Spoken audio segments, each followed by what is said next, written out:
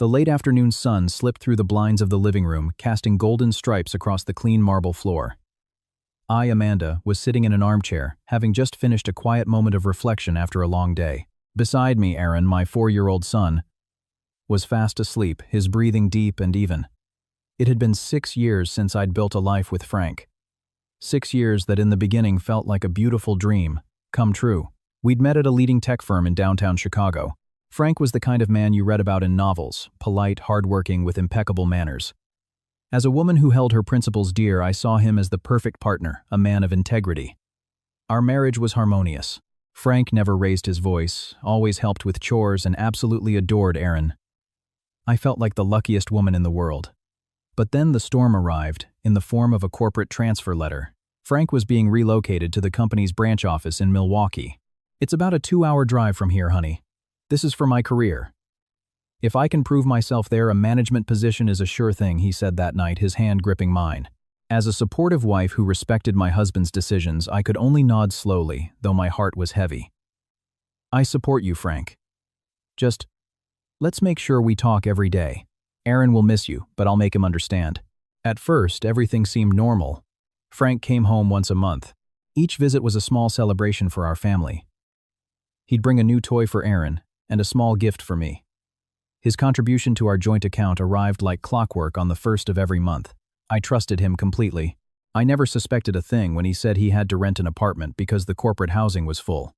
I even felt a pang of pity imagining him doing his own laundry and eating alone in a new city. But around the 7th month of his assignment, Frank's behavior began to change. The nightly phone calls started to dwindle with excuses of late-night projects or sheer exhaustion. The most noticeable change was financial. "Honey, I can only send half this month." A coworker at the office had a family emergency, and I had to help him out was his reason one time. I believed him. Isn't helping others a noble thing to do? The next month, the amount he sent shrank even more, until finally nothing came at all. At the same time, my mother-in-law Linda, who lived in the same city as Frank, began to call frequently. Not to ask about her grandson, but to ask for money. "Amanda, I need some cash for the property taxes. Frank said his money is tied up in a company investment, so he told me to ask you." Linda's voice was demanding. I was confused. I was already struggling to manage Aaron's preschool tuition, the nanny's salary since I was still working, and our household expenses. But out of respect for the woman I considered my own mother, I forced myself to comply. I dipped into my personal savings. "Frank, your mom keeps asking for money. Is your salary really all tied up in an investment?" I asked him over the phone one night. Frank's voice on the other end rose to a pitch I'd never heard before. "Don't you trust your own husband? I'm trying to build something here. I just got scammed, Amanda. A friend I lent a huge amount of money to just disappeared with it. My savings are wiped out. As my wife, you should be praying for me and helping, not interrogating me." I flinched. Tears welled in my eyes. I felt guilty for ever doubting him. So I worked even harder. I took on every extra project I could. I left for work before Aaron woke up and came home after he was already asleep. My heart ached every time I saw Aaron's sleeping face, a little boy accompanied only by his nanny. But I told myself this was a test of a wife's loyalty. Then one day a text message appeared on my phone from one of my mother-in-law's neighbors in Milwaukee, a Mrs. Davis. We were fairly close from my previous visits. "Amanda, what are you up to, Mrs.?" Davis texted. "Working late. Mrs. Mrs. Mrs. Mrs. texted. I replied honestly, trying to cover my mother-in-law's medical bills. She said she's seriously ill and needs surgery. 2 days prior, Linda had called me sobbing, claiming she had severe chest pains and needed to be admitted to a major hospital immediately. A moment later, a photo landed in my WhatsApp. My heart felt like it had stopped. The picture was of a high-end steakhouse in downtown Milwaukee. There, at a round table laden with expensive dishes, sat my husband. He wasn't alone. Beside him was a young woman in a tight-fitting business dress, her hand draped possessively over Frank's arm. And what shattered my heart into a million pieces was who sat across from them, my mother-in-law. Linda, the woman who was supposedly on her deathbed, was laughing heartily, holding a colorful cocktail glass. There was no oxygen tube, no pained expression. There was only pure joy built on my suffering. "Amanda, Mrs." Davis texted again. "Stop sending your mother-in-law money. She's not sick." That's the woman Frank often brings to her house. The neighbors here thought she was Frank's new wife because Linda is always bragging about her, calling that woman her ideal daughter-in-law because she gives her expensive jewelry. Don't be fooled anymore, dear. My world collapsed. The armchair I had used for my quiet reflections was now soaked with tears of rage. The respect I had nurtured for 6 years evaporated in an instant, replaced by a cold, burning fire of vengeance. They saw me as a stupid cash cow. They were having the time of their lives on my sweat and my son's tears for his absent father. I wiped my tears away harshly. I wouldn't cry anymore. If they wanted to play a game, I would give them a performance they would never forget for the rest of their lives. Frank, Linda, you picked the wrong woman to cross, I whispered into the silence of the night. That morning, the Chicago air felt colder than usual, or maybe it was just my heart that had frozen over. I woke up before my alarm, staring at the bedroom ceiling that had once been a silent witness to Frank's vows of fidelity. Beside me, Aaron stirred, hugging his favorite stuffed bear. Looking at his innocent face, my chest tightened. This child had no idea his father was funding another woman's laughter with the money that should have been for his college fund. I picked up my phone, staring at the photo from Mrs. Davis again. I took deep breaths, trying to quell the storm raging inside me. I couldn't be reckless. If I confronted them now without preparation, they would just deny everything. Frank was a master of words, and my mother-in-law was an Oscar-worthy actress. I needed irrefutable proof. Proof that would shut their mouths for good in the eyes of the law and the world. My first strategy cut off the cash flow. At 9 a.m., Linda called. As usual, her voice was weak, feigned as if she were on her last breath. Amanda, honey, I'm at the clinic. The doctor said I need to be transferred to the big hospital downtown. The costs are so high, dear. I need at least $10,000 for the deposit. Her voice crackled with fake desperation. I smiled cynically, but I made my voice sound as worried as possible. Oh my God, Mom, I'm so sorry to hear that. But my savings are completely gone. Frank didn't send anything this month, said he got scammed. I even had to take a loan from my company to pay for Aaron's tuition. There was a moment of silence then. My mother-in-law's tone changed abruptly. No longer weak, but sharp and demanding. How can you have nothing? You're a manager at that company. Your salary is huge. Amanda, find a loan, sell your jewelry. This is my life we're talking about. What kind of daughter-in-law lets her mother-in-law die? I'll try, Mom. But it will take time. Maybe next week after my project bonus comes through, I answered flatly. Next week I could be dead. You're useless. Click. The line went dead. I put down the phone, my hand trembling. Useless. She called me useless after all the money I'd sent after I'd once pawned the jewelry Frank gave me as a wedding gift to cover one of his so-called debts. Now I was useless simply because I had stopped being her personal ATM. 2 hours later, it was Frank's turn to call. He must have gotten the report from his mother. Amanda, what the hell is wrong with you? My mother just called me in tears. How can you be so heartless as to let her suffer without medical care? Where is your duty as a wife? He yelled without preamble. I took the deepest breath I could, keeping my voice steady. Frank, I already told her my money is gone. Weren't you the one who said we were broke because you got scammed? I'm at my wit's end, Frank. Aaron had a high fever last night. All I could give him was some Tylenol from the drugstore because I only have $50 in my wallet. Of course, that was a lie. Aaron was perfectly healthy. But I wanted to see how far his compassion as a father extended. Oh, stop making excuses. It's just a fever, give him some water and he'll be fine. My mother is what's important. You have plenty of rich friends. Borrow from them. It would be embarrassing for me if something happened to her. My heart felt like it had been stabbed. It's just a fever, give him some water and he'll be fine. That sentence was the final nail in the coffin of my love for him. A father who disregarded his own son's health to fund his mistress's lavish lifestyle and his mother's lies was not worthy of being called a family man. I'll try, Frank, but I'll need a copy of the doctor's diagnosis to apply for an emergency loan from my company. Can you send me a photo of the hospital referral or a receipt? Without it, HR won't approve a loan, I said, baiting him into the hole I was digging. Frank was silent for a long time. I'll just get the money ready. After hanging up, I immediately contacted a private investigator, recommended by a colleague, who had gone through a similar ordeal. His name was Mr. Evans. I gave him the address of Frank's apartment, Linda's house, and the photo of the woman from the restaurant. I want photos, videos, and a detailed breakdown of their spending for the last month. I also want to know exactly who that woman is, I instructed Mr. Evans during a discreet meeting at a coffee shop on the outskirts of the city. 3 days later, the first report arrived.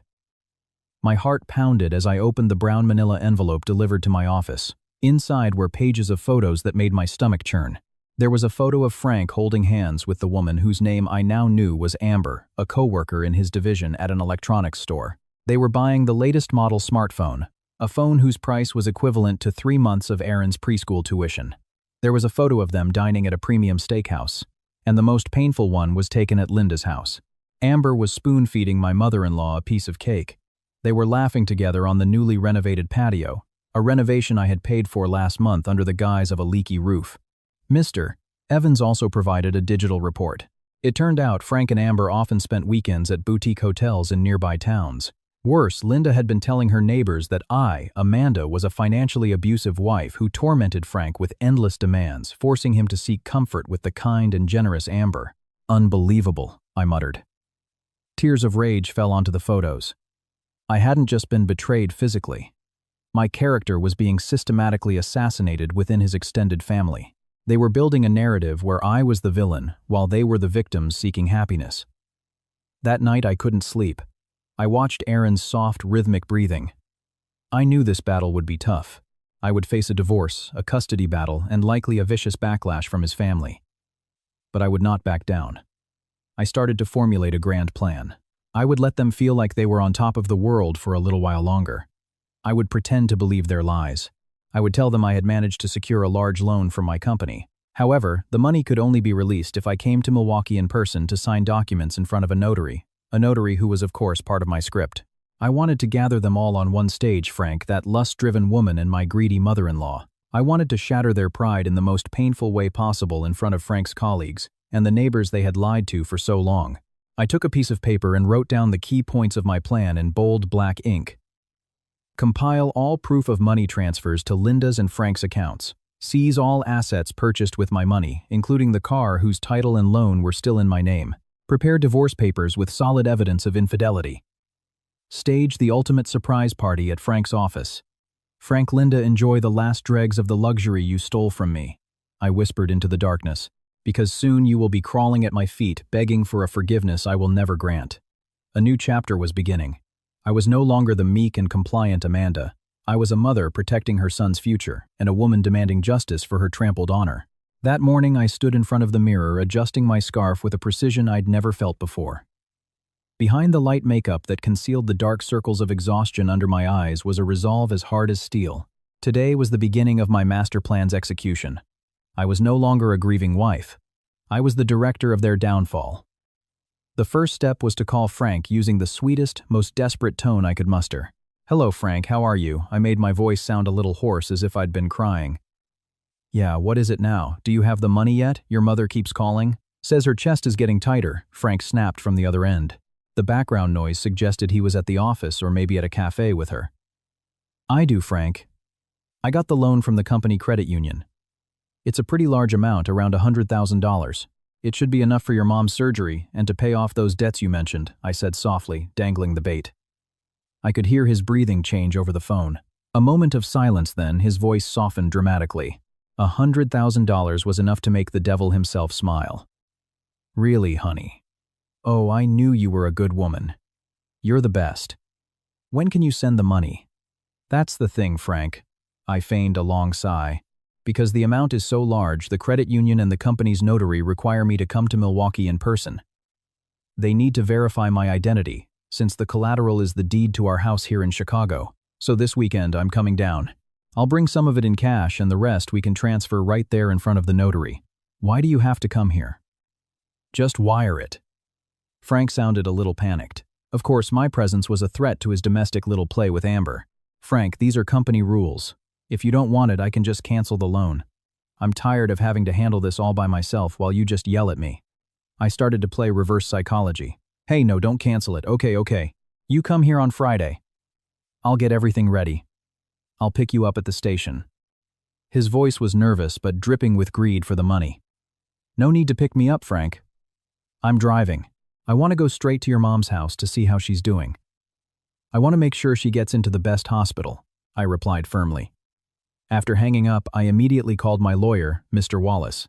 We had prepared all the documents, the divorce petition, the demand for full custody of Aaron, and most crucially, the asset seizure paperwork. The car Frank was driving in Milwaukee was in my name, and the payments were automatically deducted from my salary. The apartment he was renting was paid for with my credit card, which he had taken with him. I had blocked that card 2 hours ago, reporting it lost, but I was intentionally waiting for the right moment for him to feel the sting in public. On Thursday, I took a day off. I didn't go to Milwaukee alone. I brought Mr. Evans, the PI, and 2 witnesses from my side of the family, who had long suspected something was wrong with my marriage. "Amanda, are you sure about this?" my aunt asked, the only person who knew my full plan. "Auntie, they didn't just steal my money. They stole Aaron's time with his father. They insulted my principles by hiding their affair behind the guise of caring for a parent." "I am absolutely sure," I answered, my voice steady. We arrived in the city on Thursday night. I didn't contact them. I checked into a hotel just a few blocks from Frank's office. That evening, Mr. Evans delivered his final report. "Tomorrow morning, your husband's office is having an anniversary celebration. All employees are required to attend, including Amber. Your mother-in-law has also been invited to a casual lunch there because Frank wants to show off his new fiancée to his close colleagues," Mr. Evans reported. "Perfect," I whispered. They were setting their own stage. I just needed to show up as the surprise guest. On Friday morning, I put on my best outfit, an elegant navy blue power suit that exuded authority. I didn't look like a victim. I looked like a woman of class, ready to take back what was hers. Before heading to the office, I stopped by the local police station to file a formal report for adultery and fraud, bringing the photos from Mr. Evans as evidence. I wanted everything to be by the book. At 11 a.m., I arrived in front of Frank's office building. The lobby was decorated with large floral arrangements. The atmosphere was festive. I walked towards the multi-purpose room on the second floor. Through the glass door, I could see them. Frank looked dapper in a new designer shirt, which I knew was bought with medicine money. Beside him, Amber looked so confident, laughing as she held Frank's hand. And at the main table was my mother-in-law wearing a flashy dress and gaudy gold jewelry on her neck and wrists. She looked vibrant and healthy, showing no signs of heart disease or shortness of breath. They were sitting with some of Frank's colleagues, including his division head. "Yeah, this is Amber. She's been a huge help to me during my time here. She's an amazing future wife," I heard Frank's voice faintly as the door opened a crack. "So, what about your wife back in Chicago?" Frank, one of his colleagues, asked. My mother-in-law jumped into the conversation. "Oh, that woman. All she knows is how to spend Frank's money. She's arrogant, refuses to take care of her mother-in-law, and barely even calls. Frank has been miserable with her. We're in the process of separating." My blood boiled. This was it. I pushed the glass door open hard, creating a loud bang that stopped all conversation in the room. All eyes turned to me. Frank shot to his feet, his face ashen as if he'd seen a ghost. "Amanda, what are you doing here? I thought you were coming this afternoon." My mother-in-law choked on her drink. She immediately clutched her chest, trying to switch back into sick mode. "My goodness, Amanda, why are you so rude?" I walked slowly, my heels clicking on the now silent floor. I smiled, the coldest smile I had ever given another human being. "How are you, Linda? I heard you were on death's door needing $100,000 surgery. But it seems that new designer dress and gold necklace are far more effective healers than an operating table." My voice was calm but sharp, echoing in the room. I turned to Amber, who was trying to pull her hand away from Frank's, her face panicked. "And you must be Amber, right? A pleasure to meet the woman who has the audacity to spend my son's college fund on her salon appointments. How does it feel to be a thief in broad daylight?" The atmosphere became incredibly tense. Some of Frank's coworkers started whispering. His division head, a man named Mr. Henderson, was frowning, looking at my husband with a probing stare. "Amanda, don't make a scene here. Let's go outside. We can talk at my apartment." Frank tried to grab my arm, but I swatted it away fiercely. A scene, I let out a small, painful laugh. The only person who should be ashamed is the man who claims he was scammed by a friend, when in reality, his money was spent sleeping in hotels with another woman, while his son at home was about to run out of money for school. I pulled a large manila envelope from my bag. I slammed it down on the table. Inside was all the evidence of their affair, proof of my money transfers over the last year, claimed for medical treatments but used for home renovations, and their lavish lifestyle, and the full report from the private investigator. I looked Frank directly in the eye. "Today, Frank, the game is over." The silence in the room was so thick, you could hear the wall clock ticking like a judge's gavel. Frank stood frozen, his face, which had been flushed from laughter and drinks, now as pale as a sheet of paper. Amber, the woman who had been leaning so affectionately on his shoulder, slowly distanced herself, trying to hide her face behind her expensive blonde highlighted hair, the result of the medicine money I had sent last month. "Amanda, are you crazy? How dare you come to my office and spread these lies?" Frank yelled, his voice trembling with a mixture of rage and sheer terror. I glanced at Mr. Henderson, the division head who had always praised Frank's integrity. Mr. Henderson slowly opened the envelope I'd thrown on the table. His eyes widened as he saw the photos of Frank and Amber embracing in front of a hotel, along with the printouts of my bank statements showing a flow of thousands of dollars each month into Frank's and Linda's personal accounts. "Lies?" I asked, in a lethally calm tone. "Frank, every dollar I sent has a digital footprint. Every night you spent with this woman when you claimed to be working late for Aaron's future has a witness." My mother-in-law suddenly let out a loud groan. She slid dramatically from her chair, clutching her chest. "My heart, Amanda, you're trying to kill me, Frank. Help me, your wife has no soul." A few of Frank's uninformed colleagues rushed to help her, but I raised my hand, stopping them. "Don't bother, gentlemen," I said loudly. "My mother-in-law here just enjoyed a Wagyu steak and a fancy dessert 30 minutes ago, according to my informant. Her heart condition only acts up when her bank account is low, or when her lies are exposed." I stared down at Linda, still feigning collapse on the floor. "Get up, Linda. That expensive dress will get dirty. Besides the credit card you used to buy, that gold necklace around your neck isn't paid off yet. And guess who owns that card?" I pulled out my phone and showed the notification of the blocked transaction that had just come through. "I've already blocked it. So if you were planning on buying the matching earrings after this party, forget it." My mother-in-law went silent. The pained expression on her face morphed into one of pure hatred. She stood up on her own without any help, proving her illness was a complete fabrication. "You insolent brat, you're so ungrateful. My son works his fingers to the bone here, and you come and ruin his reputation," she shrieked, pointing a bejeweled finger at my face. "Works hard?" I turned to Amber. "Or plays hard, Amber. I hear you like to boast about being an independent career woman.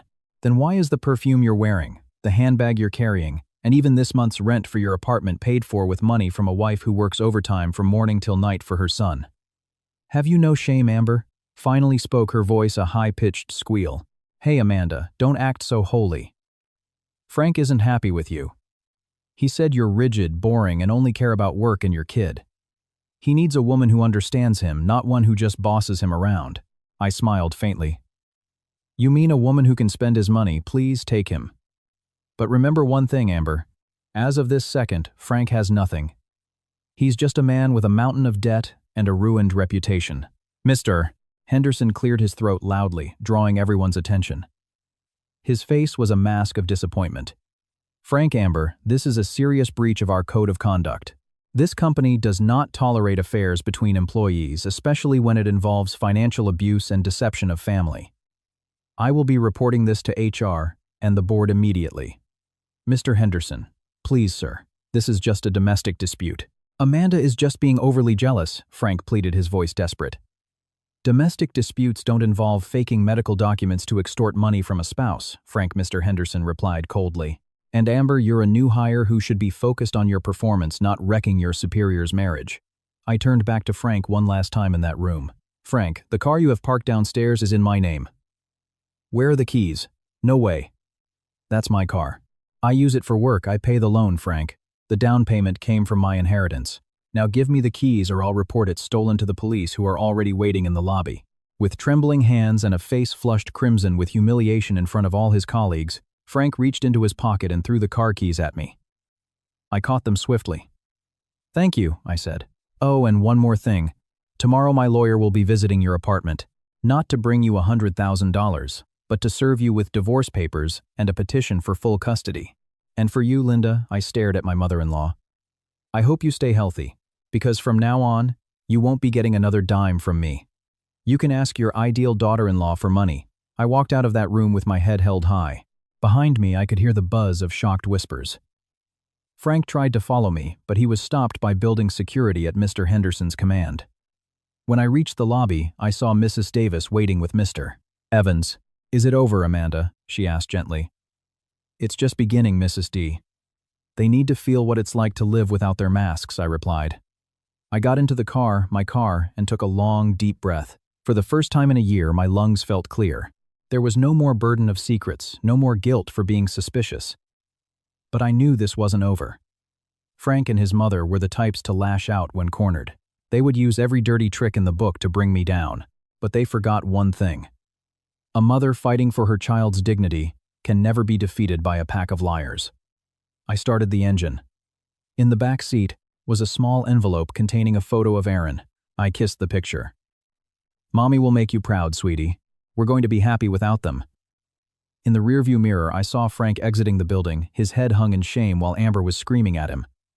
They were already starting to blame each other. That was the true nature of betrayers. They are only loyal as long as there is a profit. When the profit is gone, they devour each other. The drama had only just entered its second act. I had to prepare for their counterattack, especially from my cunning mother-in-law.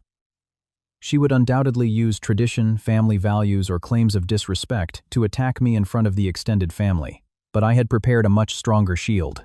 The small victory at Frank's office turned out to be just the opening skirmish in a much dirtier war. As I'd predicted, my mother-in-law wasn't about to sit quietly and watch her money supply dry up. Within hours of the incident, the family's Facebook group lit up. My phone vibrated incessantly with a flood of notifications. Linda had apparently launched a new narrative. "Amanda has lost her mind. She stormed into Frank's office, verbally abused me while I was sick, and stole Frank's car, leaving my son stranded. She's a terrible wife who has no respect for her husband or his parents." I took a deep breath, staring at the screen coldly. Several of Frank's aunts and uncles began sending private messages lecturing me about a wife's duty and a daughter-in-law's obligations. "Amanda, remember, no matter how high your position is, Frank is the head of your household. Don't do something you'll regret for mistreating your husband and mother-in-law," wrote one of Frank's uncles. I didn't reply to a single message. I was waiting in the office of my lawyer, Mr. Wallace. We were strategizing our next move, asset seizure, and pushing for permanent termination from their jobs. "Mr. Wallace, I want you to sort through all the bank transfers from the last 3 years, I said firmly. "Separate what went to my mother-in-law for medical reasons and what Frank used to buy luxury goods in Amber's name." Mr. Wallace nodded. "Don't worry, Amanda. The evidence from Mr. Evans is airtight. The photos of them at the hotel. The receipts for designer bags purchased with your credit card. Even a voice recording of your mother-in-law asking for money for a heart condition, while she was actually shopping for gold jewelry." Suddenly, Mr. Wallace's office phone rang. It was Frank. He must have figured out I was with my lawyer. "Amanda, pick up the phone. You've gone too far. Because of you, I've been suspended from work. Amber is about to be fired too. Are you happy now that you've destroyed your own husband's career? Think about Aaron, Amanda. If I don't have a job, who's going to support him?" he yelled as the call was put on speaker. I took the phone. "Support Aaron Frank for the past year, who paid for his school, who bought his food, not you. You were too busy buying Amber the latest smartphone while Aaron had to wear shoes that were too small, because I hadn't had time to buy new ones thanks to you draining my accounts for your mother's treatments. That's a different issue. Just give me the car back now, or I'm reporting you to the police for theft." "Go ahead, Frank. Report it. The car's title is in my name, the registration is in my hand, and the loan payments come out of my bank account. The police will laugh you out of the station for reporting the legal owner for taking her own property. Oh, and one more thing. Mr. Henderson just texted me. Your and Amber's termination letters are being processed for gross ethical and moral violations. Enjoy unemployment with your mistress." I hung up before he could curse at me again. That evening, I returned to our house in Chicago. I was shocked to find Linda sitting on my front porch with 2 of Frank's younger sisters. They had apparently taken a bus down intending to stage a physical intervention. "Well, look who it is. The arrogant daughter-in-law has arrived," Linda sneered as soon as I got out of the car. She stood up, showing no sign of the heart condition she had so often complained about. "Linda, what are you doing here? Shouldn't you be in a major hospital for surgery?" I asked, walking past them toward my front door. "Don't get smart with me, Amanda. You've humiliated our family. You need to apologize to Frank, give him his car back, and hand over that $100,000 right now as compensation for ruining my son's good name," Linda demanded, shamelessly. Frank's sister Maya chimed in. "Amanda, you've gone too far. Frank was a good man to marry you. Now you want to divorce him when he's down on his luck. Where's your conscience as a woman?" I stopped at the door, turned, and looked at them one by one. "My conscience, Maya. Did you know your brother was sleeping with another woman while I was working until 11 p.m.? Did you know your mother pretended to be dying, so I would send money that was actually used to renovate your house back in Wisconsin, while my own bedroom roof was leaking? That's just a misunderstanding. It's normal for men to make mistakes, Amanda. As a wife, you should embrace him, not push him away. Linda defended him shrilly. Enough, I said coldly. I pulled out a folder containing the photos of Amber and Frank and tossed it into Linda's lap. Look at this carefully. This is the ideal daughter-in-law you're so proud of. She won't take care of you when the money's gone. And guess what? As of today, the money is gone. Linda glanced at the photos but remained stubborn. These are probably edited. You're just trying to slander Frank so you can have an affair with your own boss, aren't you? Her cheap accusation made me laugh. Say whatever you want. But right now, please leave. This house is in my name. I bought it with my own hard-earned money before we were married. I don't want parasites on my property. We're not leaving. This is my son's house too, Linda shrieked. Oh, really? I gave a signal to the 2 neighborhood security guards I had called in advance.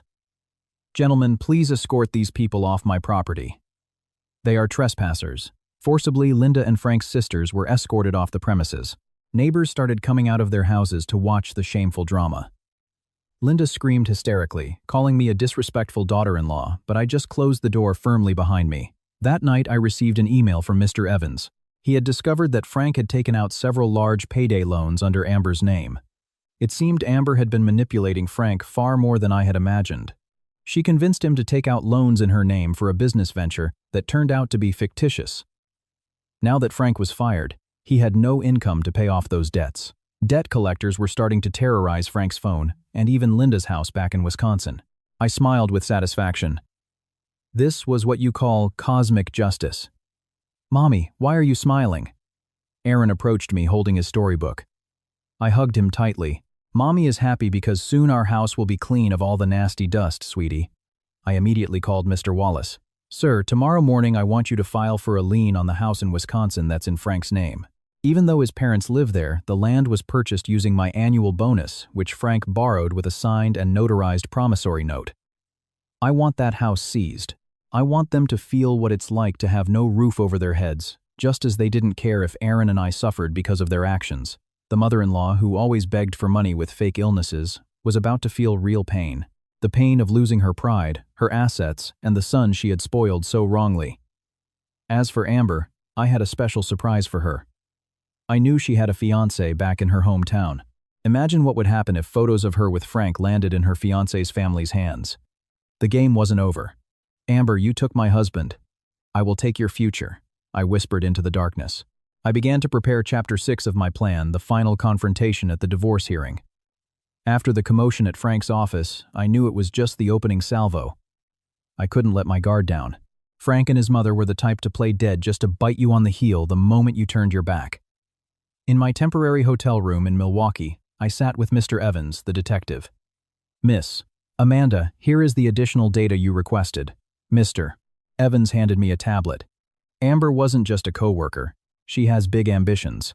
She was aiming for an assistant manager position and was using Frank to eliminate her rivals in the office by sabotaging their work reports. I studied the charts and confidential photos. So, they weren't just committing adultery but also professional sabotage. Good, I thought. That will make it even easier to permanently destroy their careers. I decided to make a risky move. I called Frank that night. I modulated my voice to sound extremely fragile, as if I deeply regretted the scene at his office. Frank, I'm so sorry. I was just so emotional. I saw those pictures and my mind went blank, I said, trying to hold back the nausea in my throat. On the other end, Frank was silent for a long time before finally grunting. Do you have any idea how embarrassed I am, Amanda? Mr. Henderson gave me a formal warning. My position is on the line because of you. I know, Frank. I was wrong. I want to make it right. That $100,000, I actually have it with me. I brought it in cash. I want us to talk properly tomorrow night. Bring your mom too. Let's have dinner at her favorite restaurant, the one you usually go to with her. I want to make peace for Aaron's sake. Hearing the words $100,000 in cash, Frank's tone changed 180 degrees. Really, honey, you brought the cash. Yes, Frank. But I want your mom to be there. I want to hand it to her directly so she can get into the hospital right away. I don't want to be called a bad daughter-in-law anymore. Okay. Tomorrow at 7 p.m. I'll book the place. You really are an understanding wife, Amanda. Forgive me too for being a little rough earlier, he said with a sickeningly sweet fake tone. I knew it wasn't me he loved, but the stacks of cash he imagined in my bag. The next morning, I went to Linda's neighborhood without anyone's knowledge except Mrs. Davis. I wanted to make sure the neighbors knew who had been funding that family's luxury. I deliberately stopped at the busiest local coffee shop near Linda's house. With a purposefully sad expression, I started my story. Ladies, please keep my mother-in-law in your thoughts. She's very ill, needs a $100,000 surgery. I had to sell some assets back in Chicago just to pay for her treatment, I said with convincing sorrow. The neighbors looked at each other. Wait. Miss, Amanda, your mother-in-law was just showing off a new necklace yesterday. She said it was a gift from her rich new future daughter-in-law from Frank's office. She also said you were stingy, which is why Frank found another woman. My heart stung hearing that, but I remained calm. Is that so? But the money for that necklace was probably the money I sent for her hospital bills. I'm just so confused. I work overtime every day. Erin is always with the nanny. And here she's saying things like that about me. In an instant, the neighborhood's sympathy shifted to me. Mrs. Davis added fuel to the fire. How cruel. To take her money and then slander her. We'll see tonight. I heard they're planning another big fancy dinner. That afternoon, I met with my lawyer, Mr. Wallace. We weren't just preparing divorce papers. We were preparing a police report for fraud and adultery. Everything is ready, Miss Amanda. I've coordinated with the local police. They'll be on standby outside the restaurant. As soon as you give the signal, they'll move in to make the arrest based on the adultery report and Mr. Evans' evidence, Mr. Wallace explained. What about Amber? I asked.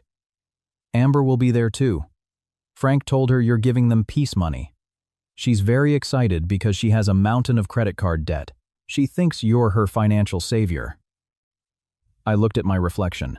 I wore the same power suit as the day before, but this time I hid a tiny recording device behind the pin on my lapel.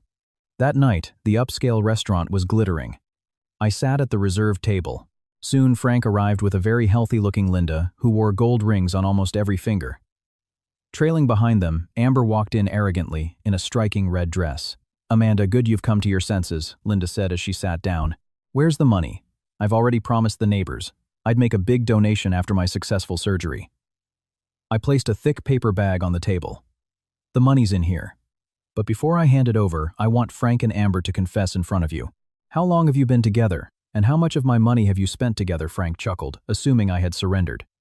Come on, honey. Let's not talk about that. The important thing is we divide this money. You go back to Chicago, take care of Erin, and stop interfering with my career. Amber will remain my colleague, and maybe my second wife if you'll allow it. Amber smiled triumphantly. Yes, Amanda. You're so busy with work. Let me take care of Frank's other needs. We can share, right? Besides, you have plenty of money. Hearing that disgusting voluntary confession come out of their mouths gave me an incredible sense of satisfaction. My recorder had captured everything. So you admit to this affair, and Linda, you knew about this and supported it, I asked my mother-in-law. Of course, Amber is much more generous than you. She gives me jewelry. You just give a meager monthly allowance, Linda snapped. I took a deep breath. I looked at them with a gaze that made their laughter die. Thank you for your confession. This makes my job much easier. I didn't open the bag of money. Instead, I waved my hand toward the entrance. Mr. Wallace walked in with two plainclothes police officers, followed by Mr. Evans holding a camera. Frank's face turned deathly pale. Linda tried to hide her bejeweled hands under the table.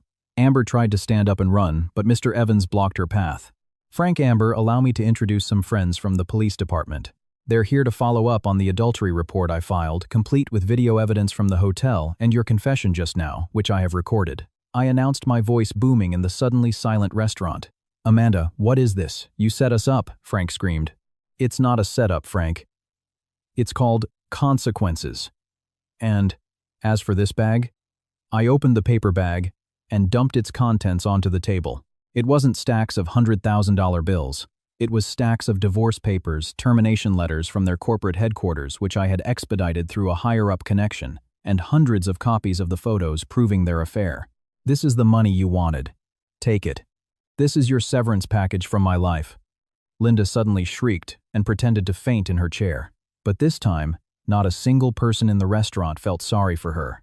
Other patrons started pulling out their phones and recording the humiliating scene. "Take them away," one of the officers commanded. Frank and Amber were led out of the restaurant in handcuffs, under the glare of dozens of smartphone cameras. Linda, who had been faking her collapse, was forced to stand and was escorted out, as well as she was implicated in the medical fraud that had caused me financial damages. Outside the restaurant, the neighbors from her town, whom Mrs. Davis had brought in a small bus, were waiting. They jeered at Linda, calling her a liar and a monster-in-law. It was the night their dignity was utterly destroyed. But for me, this was just chapter 6. There were still 5 more chapters before they would truly be crawling on the ground, begging for a mercy I had no intention of giving. The next step bankrupt them so completely they wouldn't have a penny left for a cup of coffee. The wail of the departing police sirens left a suffocating silence in front of the fancy restaurant. The neighbors who had been jeering now whispered amongst themselves, looking at me with a mixture of awe and fear. They had just witnessed a wife who had been quiet and compliant transform into a destructive hurricane overnight. But I didn't let myself get swept up in the emotion. I turned to Mr. Wallace. "Sir, make sure that adultery report is processed tonight. Don't give Frank any chance to contact anyone at corporate headquarters." "Rest assured, Miss Amanda. The recording of their confession in there is more than enough to solidify the slander and medical fraud charges we filed simultaneously." Mr. Wallace replied confidently.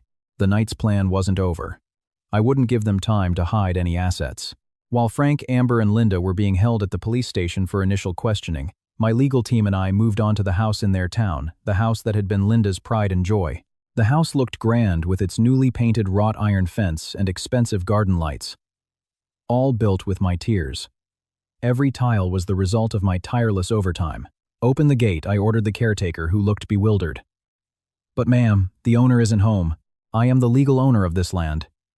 "Here is the deed." I showed him the original document I had kept in a safe deposit box in Chicago. The deed was in my name. Frank had borrowed my personal funds to buy the land with a promise to put it in both our names, but I had cleverly listed only myself as the sole owner during the closing. We entered. I looked around. In the living room, there was a large, lavishly framed photo of Frank and Amber. Not me. Linda had truly erased my existence from this house. "Mr. Wallace, inventory all the luxury items here. This sofa, that 70-inch television, the double-door refrigerator in the kitchen, they were all purchased using my credit card without my authorization by Frank, I instructed. One by one, items were tagged with asset seizure notices. I walked to Linda's master bedroom. Inside a large teak wardrobe, I found boxes of jewelry, gold diamonds, designer watches. Some still had the receipts with my forged signature on them. "Keep these as evidence of fraud," I told an officer. Meanwhile, Mr. Evans sent an update via text. The strategy to destroy Amber socially had been a complete success. "Miss Amanda, the fiancé's family in her hometown, has received the package of videos and photos. The fiancé, who is the son of a respected community leader, broke off the engagement tonight. Amber's parents are reportedly so ashamed they have disowned her." I turned off my phone screen. Did I feel pity? No. Amber knew exactly what she was doing when she sent me taunting messages last month showing off a handbag Frank bought with Aaron's school money. She chose to be a thief, so she had to be prepared to become a pariah. The next morning, I went to the police station. I wanted to see their faces when they realized their world had ended. In the waiting area, I saw Frank. He looked shattered.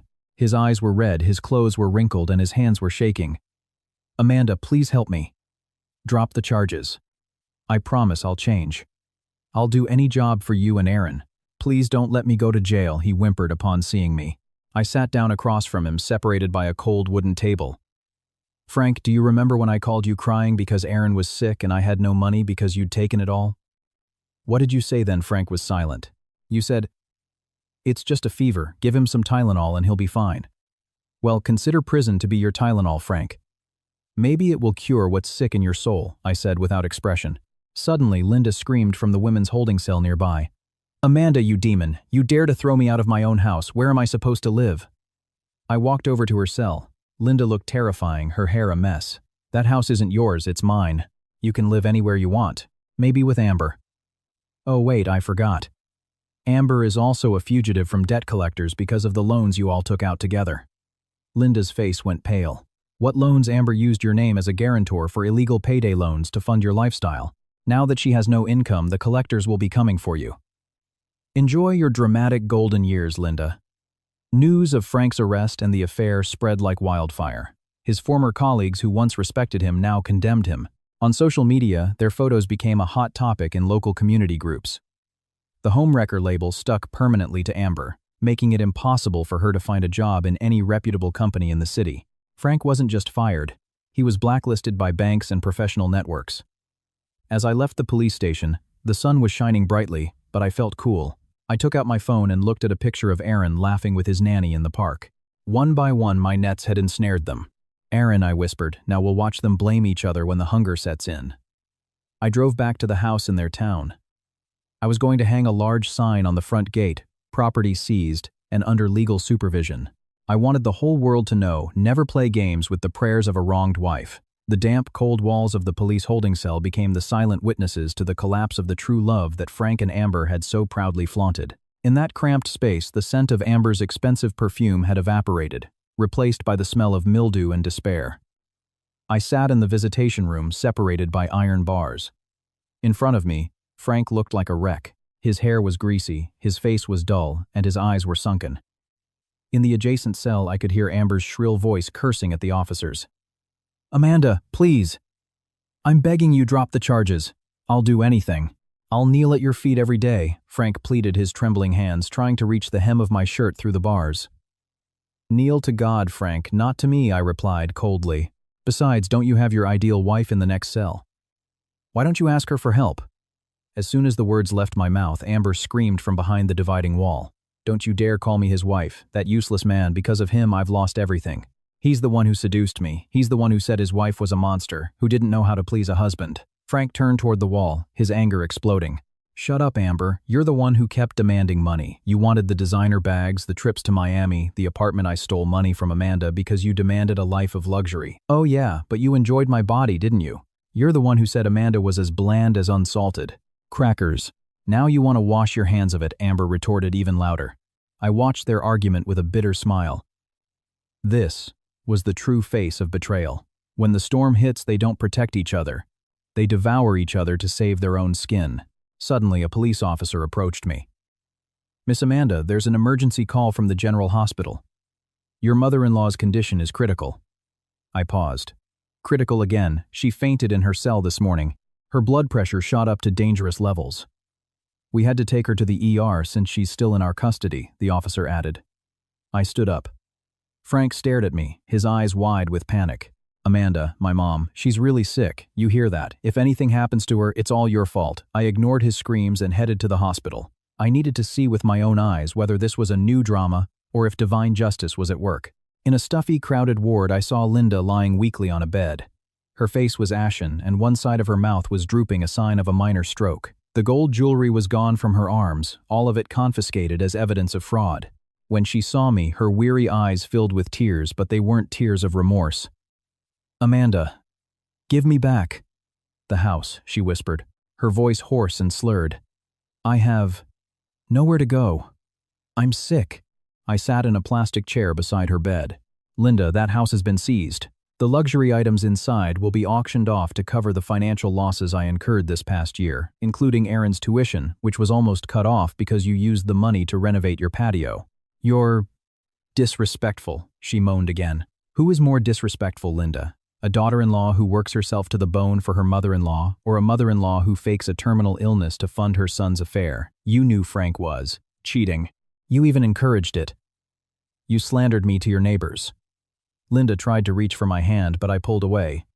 "Now you are truly sick. And, ironically, Frank can't pay for your treatment because he's in jail. As for Amber, she's too busy cursing her own fate. There's no ideal daughter-in-law coming with a fruit basket or paying for a VIP room for you," I said sharply. Just then, a nurse came with a prescription bill. "Miss Amanda, these are the medications that need to be filled immediately. The patient needs urgent care to prevent another stroke." I looked at the amount. It wasn't a lot for me, but for Linda, who now had nothing, it was an impossible sum. "I'm sorry, miss," I said as I stood up.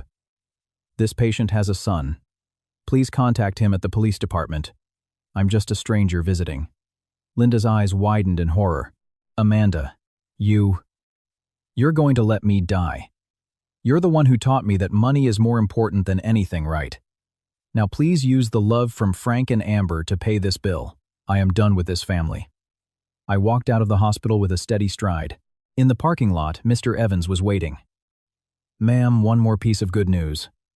A colleague of Frank's just sent new evidence. Turns out Frank also took out a loan from the company credit union, using a forged vehicle title as collateral. The company will be adding criminal charges for document forgery. I nodded. Good. Let him rot in there longer. What about Amber? Amber has been branded a homewrecker nationally. In her professional community, no agency or company will touch her. Even her apartment was trashed by the wives of other men she had apparently tried to seduce. She is completely ruined. That evening, I sat in the backyard of my home in Chicago. Aaron was happily drawing. He drew two people, a mother and a little boy. There was no father figure. "Mommy, this is us," he said, showing me his picture. I hugged him tightly. "Yes, sweetie, just us.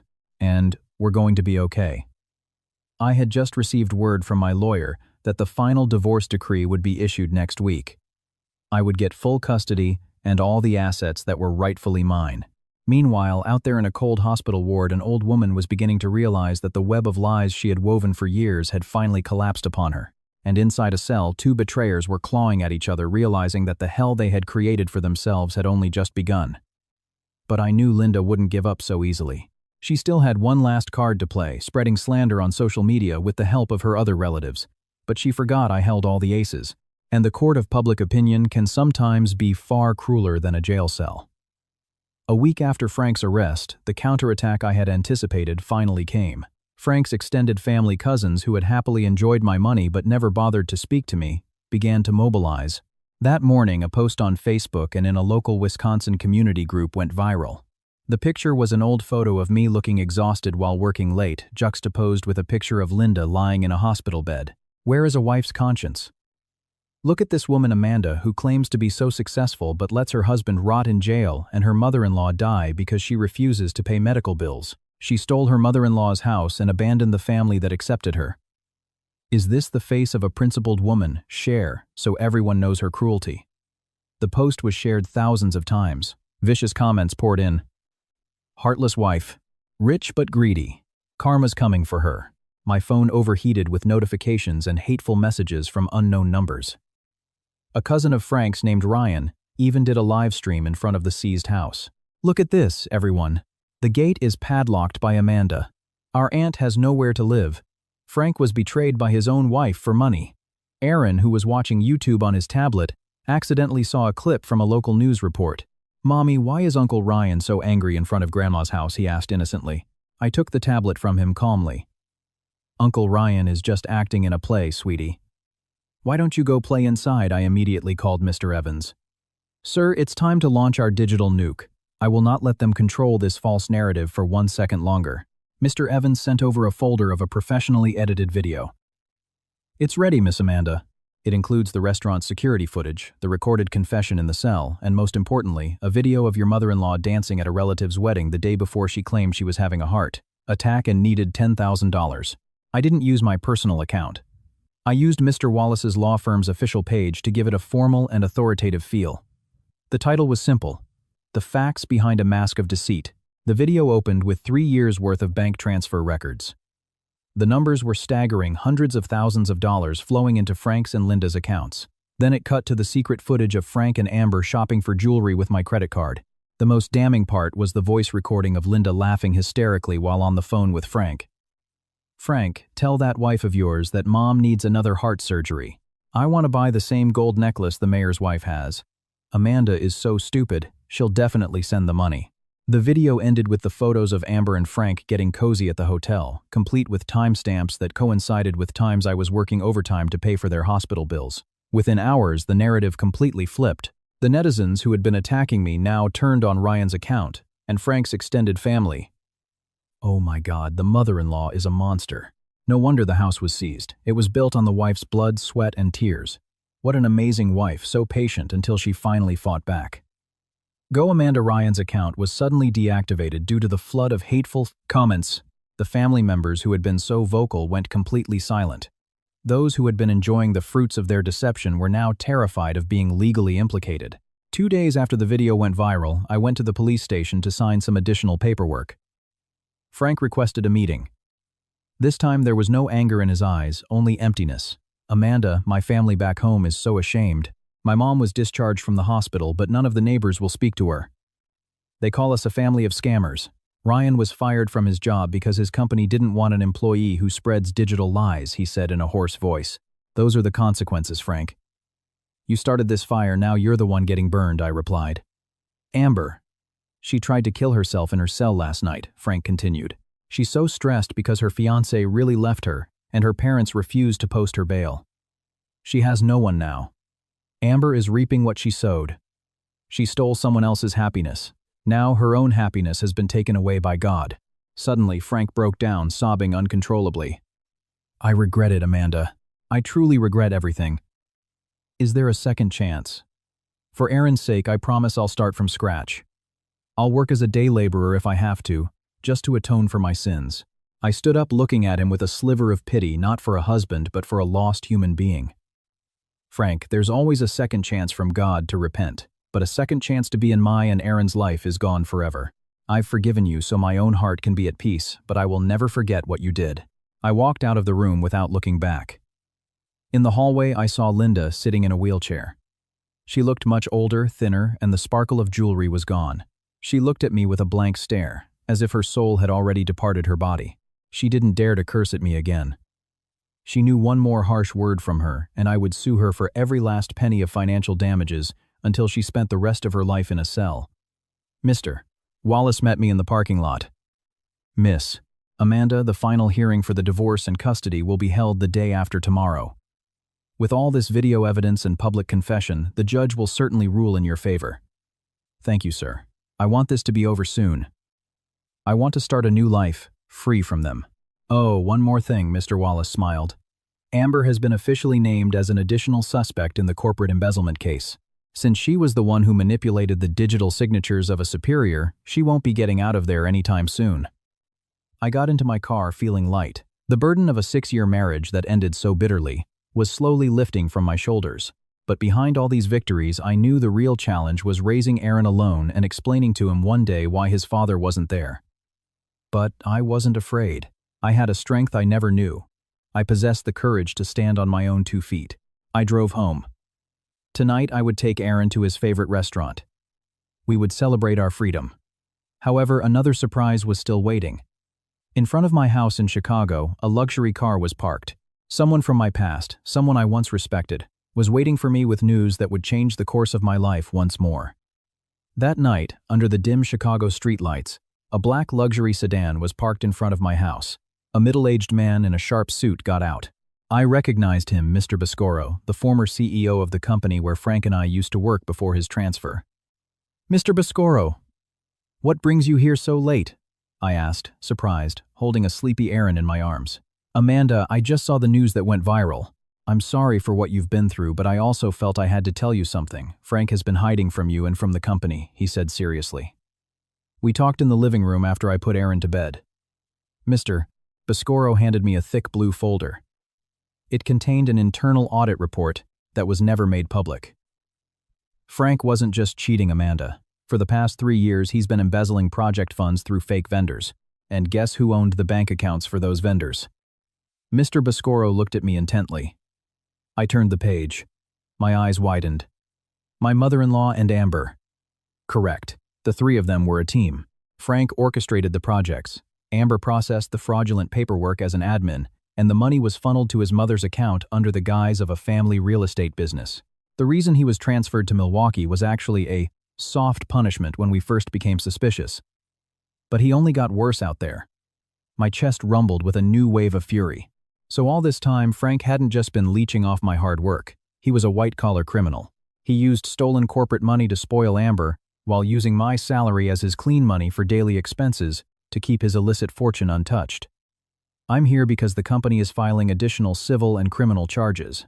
We need your testimony about the flow of funds into your mother-in-law's account, as I know you used to manage their personal finances, Mr. Biscoro continued. I smiled coldly.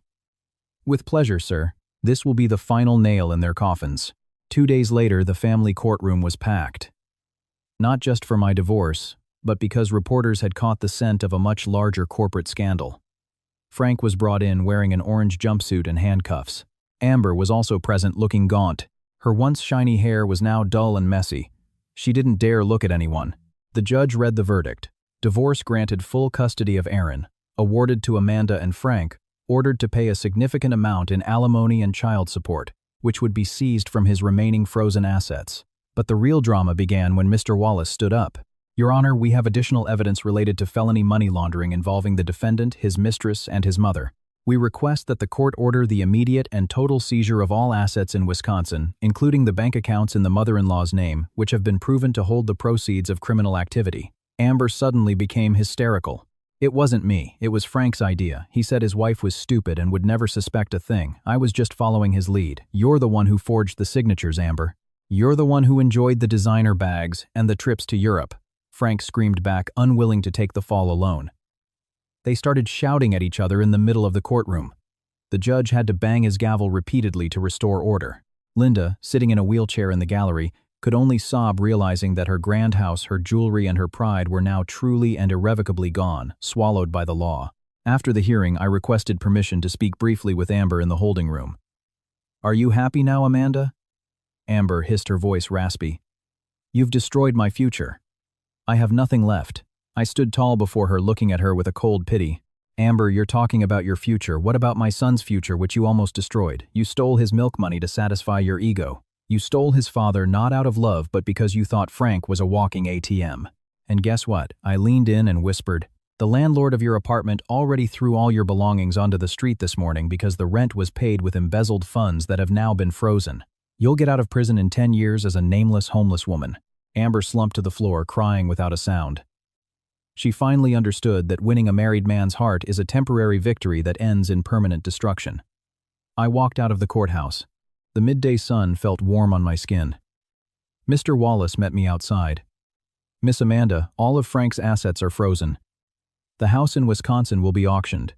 Part of the proceeds will go back to the company, and the rest will be placed in a trust for Aaron as compensation for the years of neglected child support. Thank you, sir. I want this all to be over. I want to focus on Aaron. That night, I received news that Linda had been forced to move in with a distant relative she used to mock. They took her in, not out of pity, but so they could collect on old debts she never paid. The former queen of her town was now a despised burden. I sat on my porch in Chicago, sipping warm tea. Aaron came and gave me a flower from the garden. Mommy, are we safe now? He asked. I kissed his forehead. Yes, sweetie. We are very safe. Tomorrow was the final day of all this drama. The closing chapter where I would see them hit rock bottom while I soared toward a new life. A year had passed since the judge's gavel marked the end of the dark chapter in my life. The Chicago morning felt friendly and bright. I stood on the balcony of my new office. I was no longer just a manager.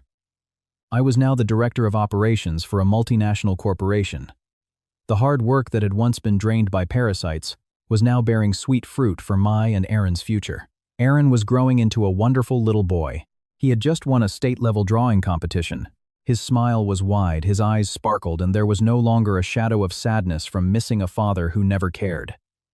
To him, I was his world, and to me, he was the reason every drop of my sweat was worthwhile. One afternoon, Mr. Wallace brought me the final report on Frank's and Amber's civil cases. Miss Amanda, this is the latest on them. He handed me some documents and photos. Frank was sentenced to 8 years in prison for the combined charges of embezzlement and document forgery. His appeal was flatly denied because our evidence was too solid. In the photo, Frank looked gaunt and skeletal, his hair almost completely gone. The arrogant face was now withered, staring blankly at the prison camera. The report said he was often bullied by other inmates, as crimes against one's own wife and child are considered a mark of dishonor even in the criminal world. And Amber? I asked flatly. Amber got 6 years. She suffered a severe mental breakdown in prison. Not a single family member has visited her. Her ex-fiancé married someone else last month. Amber has truly lost everything. Her face, her future. She'll get out when she's no longer young, with no assets, no reputation, and no hope. I closed the folder. The hatred was gone, replaced by a deep sense of gratitude that I had dared to make that difficult decision a year ago. The news about my mother-in-law was even more tragic. After all, her assets were seized, and the house was auctioned to cover Mr. Boscoro's company's losses. She was forced to live in a small shack belonging to a distant relative. That relative treated her like a servant in exchange for food and shelter. The woman who once flaunted gold jewelry now had to wash clothes in a basin and cook with a small stove. Her minor stroke had left her with a permanent tremor in her hands, and she was often berated for her slow work. Mrs. Davis sent me a voice message last week. Amanda, your mother-in-law, fainted at the market yesterday while trying to beg for money. She often mutters your name and Aaron's begging for forgiveness. But no one here cares anymore because they all know how cruel she was to you. Linda was now feeling real pain, physical pain she couldn't afford to treat, and emotional pain from being abandoned by the world she once worshipped with her arrogance. That afternoon, I picked Aaron up from school. We went to a beautiful city park. Watching him run after butterflies, I realized something. The best revenge wasn't becoming cruel like them. It was becoming infinitely happier and more successful without them. I took a letter out of my bag. It was a certificate of deposit in Aaron's name with enough money to fund his education through a university abroad, the result of the house auction and the compensation Mr. Wallace had fought for. "Mommy, look, I got a gold star from my teacher," he shouted, running toward me. I hugged him tightly, kissing his warm forehead. "Mommy is so proud of you, Aaron. We'll always be this happy." "Okay, sweetie." "Okay, Mommy. Just the two of us is enough," he replied innocently. The sun set in a stunning display of orange on the western horizon. In the distance, the city lights began to twinkle, a sign of life that keeps moving forward. I was leaving that bitter past behind me. I was walking toward the future, with my head held high, a woman of principle, honor, and independence. Their throne of lies had crumbled to dust, and upon its ruins, I had built a true palace of love with my son. 3 years had passed since the storm subsided. I stood before the large glass window of my new office, looking out at the hustle and bustle of Chicago from the 30th floor. The evening sky was a tranquil shade of violet, just like the current state of my heart. There were no more heart-pounding suspicions, no more tears shed in moments of quiet reflection from feeling humiliated. Aaron was now in elementary school. He was growing into a smart, polite, and respectful young boy. Yesterday, he asked me with surprising maturity, "Mommy, do we have to forgive people who were bad to us?" I smiled and answered, "Forgiving is for our own peace of mind, sweetie, but removing them from our lives is how we love ourselves." News from the other side came periodically through Mr. Wallace, who had become a family friend. Frank was still behind bars. He was reportedly suffering from severe depression, having lost all connection to the outside world. No more fawning colleagues, no more adoring women. He had to work in the prison workshop just to afford basic toiletries. The letters of apology he frequently sent to my house ended up in the trash unread.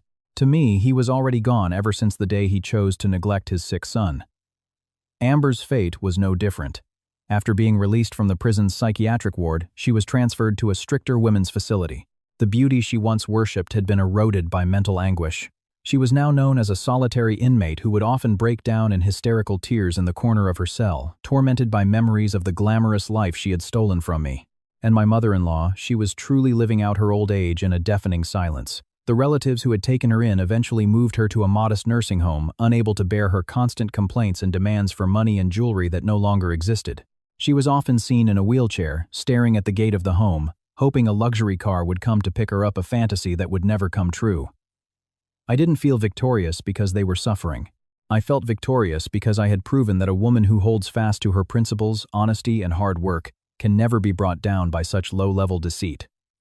Tonight I came home to Aaron's warm embrace. We had dinner together, laughing and talking about our dreams for the future. Before bed, I found myself in my quiet armchair again. This time my thoughts were not of asking for strength to endure, but of gratitude for the justice that had been served. God never sleeps, and every tear of a wronged wife truly becomes the most damning witness against her betrayers.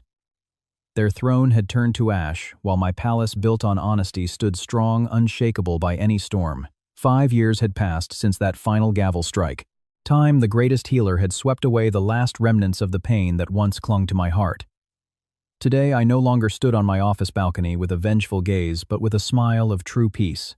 Aaron was now a handsome and well-mannered young teenager. He wasn't just smart at school.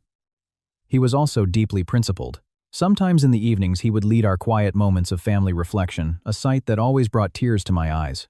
He was the little man of integrity sent to replace the one who had once betrayed us. One day, while attending the opening of my company's new branch in Milwaukee, I saw a frail, elderly-looking man sitting on the curb across the street. His clothes were ragged, his body was painfully thin, and he struggled just to stand up straight. It was Frank. He had been released on parole a year ago, but the outside world had proven far crueler than prison for a convicted felon. No job, no family, and not a single friend who would acknowledge him. He looked at me from a distance as I stepped out of my luxury car. His sunken eyes conveyed a profound regret. He tried to approach, but my security detail immediately blocked him. I gestured for them to let him be for a moment.